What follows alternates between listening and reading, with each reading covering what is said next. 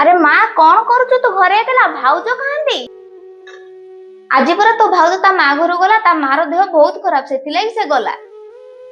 କାଇଁ ମୋ ସହ ଭାଉଜ ଫୋନରେ ତ କଥା ହଉଥିଲେ, ଏ ବିଷୟରେ କାଇଁ କିଛି ତ କହିନାହାନ୍ତି? ଆରେ ସେ ଯଦି କହିଥାନ୍ତା ତୁ କଣ ଆସିଥାନ୍ତୁ? ସେ ବି ଜାଣିଛି ମୋର ବି ଦେହ ଖରାପ, ସେଥିଲାଗି ସେ କହିନଥିବ। ତୁ ଆସିଲେ ମୋର କିଛିଟା କାମରେ ହେଲ୍ପ ହେଇପାରିବ, ସେଥିଲାଗି।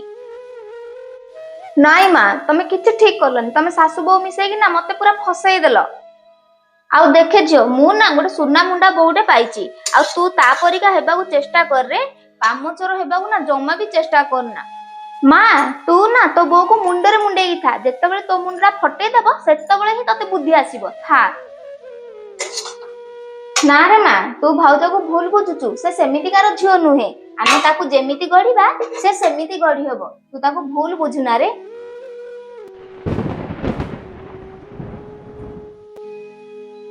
ହଉ ହଉ, ତୋ ବୋଉର ପ୍ରଶଂସା ନା ମୋ ଆଗରେ କରିବା ବେଶୀ କରିଦେଲୁଣୁ।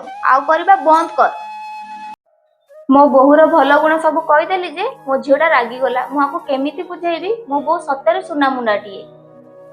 ଆଉ ହଁ ସାଙ୍ଗମାନେ, ଯଦି ଆମେ ବୋହୂକୁ ନିଜ ଝିଅର ସ୍ଥାନ ଦେଇଦେବା, ସେ ବୋହୂ ନା କେବେ ମଧ୍ୟ ଆମକୁ ଛାଡି ଯିବନି। ସେ ସବୁବେଳେ ଆମ ପାଖ ପାଖେ ରହିବ।